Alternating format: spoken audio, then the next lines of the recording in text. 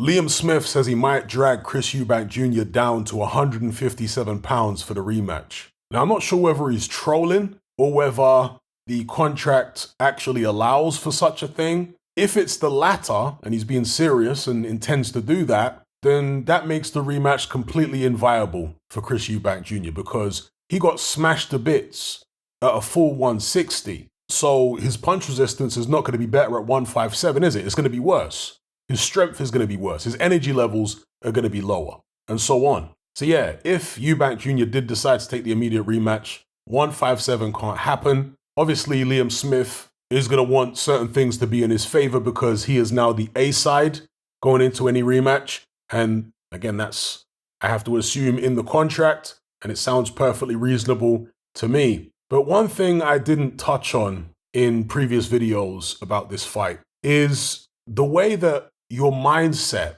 the kind of mood you're in, where you're at mentally, can affect your punch resistance. Because people are talking about maybe Eubank Jr. is drained at 160 and needs to move up to 168. I mean, I don't know for certain, but I suspect that that's not the case. I suspect if he moves up to 168, things will just get worse for him. I think that 160 is his division. I mentioned in previous videos prior to the Liam Smith fight that Eubank Jr. didn't handle the big occasion very well against Billy Joe Saunders and against George Groves. In fact, if you go way back and listen to my post-fight video following his loss to George Groves, I was saying that in my view, based upon what I saw, Eubank Jr. was scared in there against Groves, at least in the early rounds. He looked like a fighter that was worried about getting hit. And yeah, later on, he started to open up and it was very wild and ragged. There was no composure there at all. To me, that was the sign of a fighter who can't control his emotions. Eubank Jr. has a pretty good poker face, so he can make himself look calm on the outside, have this stoic exterior, but I don't think he's as calm as he lets on. I do think nerves get to him quite a bit, especially when it's a big occasion. And obviously he's had some issues in his life, losing his brother and all this kind of thing. And there's been inactivity and, a whole heap of other stuff. And when he was walking to the ring for the Liam Smith fight, I saw the same thing that Eddie Hearn saw, because I was watching an Eddie Hearn interview and he said that Eubank Jr. didn't look right when he was walking to the ring. I thought the same thing. I thought he didn't look right even in the ring for the first few rounds. He only started to come alive a bit in the third. And even then, it wasn't vintage Eubank, was it? He was starting to loosen up a bit, but he didn't look as sharp as even he was against Liam Williams, much less way back in the days when he was fighting the likes of Spike O'Sullivan. And obviously these fighters are not as good as Liam Smith, but I'm talking about Eubank's movements, the way that he looked. Never mind the opponent. I'm talking about the sharpness, the speed of his hands, the way he's moving his body. He just seemed more lethargic than normal. I know that's something that Outmatch Boxing has picked up on as well.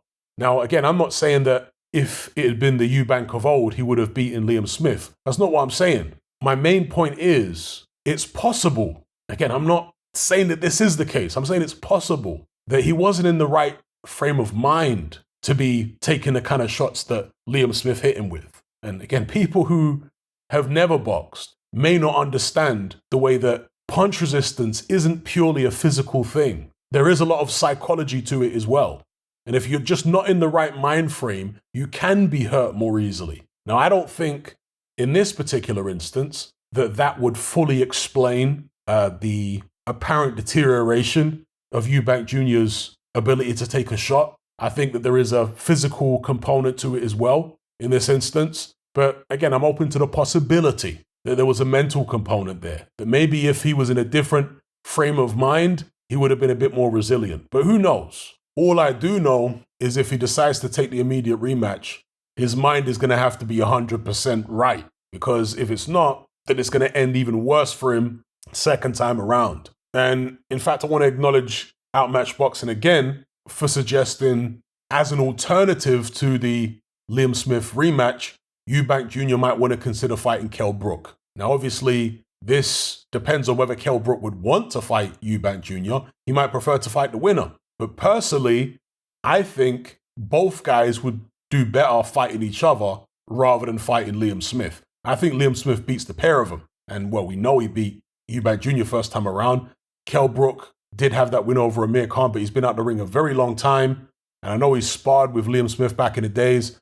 I'd be picking Liam Smith in that fight. But Eubank Jr. against Kell Brook, that actually makes a lot of sense. You know what I mean? I mean, that makes a lot of sense. So maybe Eubank Jr. should float that out there, speak to his people, see if that fight can be made. And if the Liam Smith contract allows for him to have an interim fight before taking a rematch, then that will probably be the ideal interim fight. See, with Eubank Jr., I don't really think he can get any better technically from this point.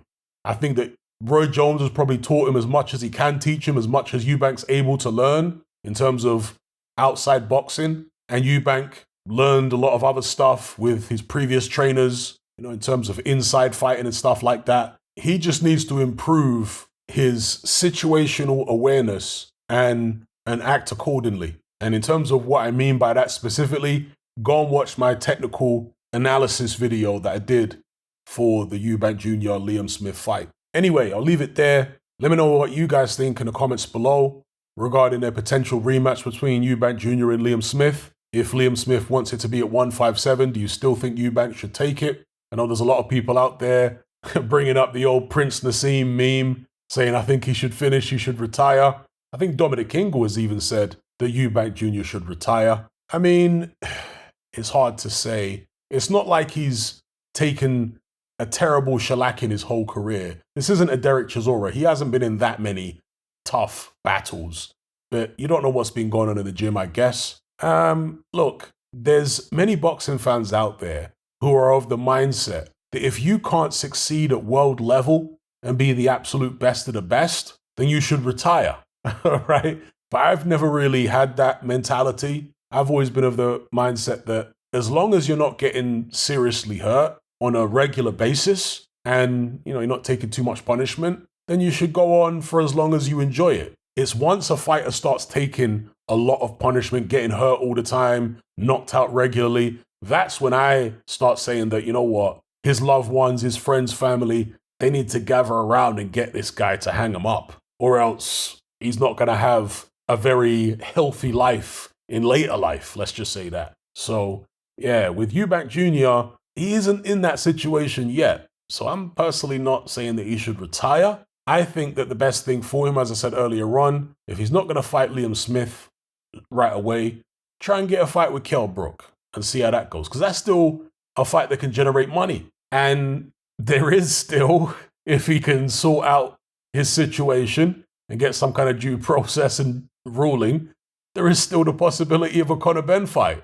I know people find that horrifying because, you know, the baying mob are on the witch hunt with Conor Benn. They want to condemn him and string him up and all this kind of stuff. I get all that. But if that fight got made, a lot of this stuff would be forgotten. Well, it wouldn't be forgotten, but people would buy the fight and watch the fight regardless. And the excuse they would use is, oh, I hope Eubank Jr. teaches him a lesson. Do you know what I mean? You're going to tune in and watch the fight anyway. And it's like I said in many previous videos, if Conor Benn were to go out there, let's say to America, and by the sounds of what Eddie Hearn is saying, Conor Benn is not going to reapply for his British license. And that's obviously not a good look, yeah? Eddie Hearn says that eventually he'd like Conor Benn to be fighting in the UK, and that would mean reapplying for his British license. Maybe they're trying to kick that can down the road, I don't know. But if Conor Benn was to go out to America and fight, let's say, a Boots Ennis and beat him, I'm not saying he can. Hypothetical scenario. If he was to do something like that, if he was, let's just get even more hypothetical and perhaps completely unrealistic, let's say he was to go over to America and beat Errol Spence. You really think the British boxing public would maintain that same energy towards Conor Benn? That anger? Do you really think so? Come on, people. There might be a certain number who would, but a lot of them would just say, oh, all is forgiven and you've proven yourself and you've redeemed. That's how it would go. People have short memories. Just being real. That's what it's like. I mean, look at Tyson Fury. This guy got popped for nandrolone. Hardly anybody talks about that now, right? Everybody said, oh, he's the best of his generation and he's an all-time great and he could have beaten Muhammad Ali and, you know, heaping all this praise on him. The guy got popped for nandrolone. And with the UCAD thing, it was a long drawn out investigation. And they said that he was banned. So it's not like he ever got exonerated. He served his ban. Yeah. It was like retroactive or whatever. So anyway, I'll leave it there before I start going down 100 different rabbit holes. Let me know what you guys think in the comments. Are you sick and tired of the mainstream mindset? Does the dogmatic conformity and pathological ignorance have you tearing your hair out in frustration? Then don't be alone. Come and join our brotherhood on Patreon. We stand as a beacon of reason against an army of insanity. You'll gain access to my weekly topical podcast, where we take more deep dives than Jacques Cousteau on an endless variety of subjects. There's also videos, interviews, live Q&As, as well as a vast back catalogue of previous episodes, including my popular Confessions of a Nightclub Bouncer series. You can listen via the Patreon app or download in high-quality MP3. Connect with myself and hundreds of other members in our Element chat group. There's no contract, no commitment, you can cancel at any time, and it's cheaper than a Mickey D's McMuffin. Just head to my Patreon page via the link below this video and select the tier called the Brotherhood of Reason. I'll see you over there.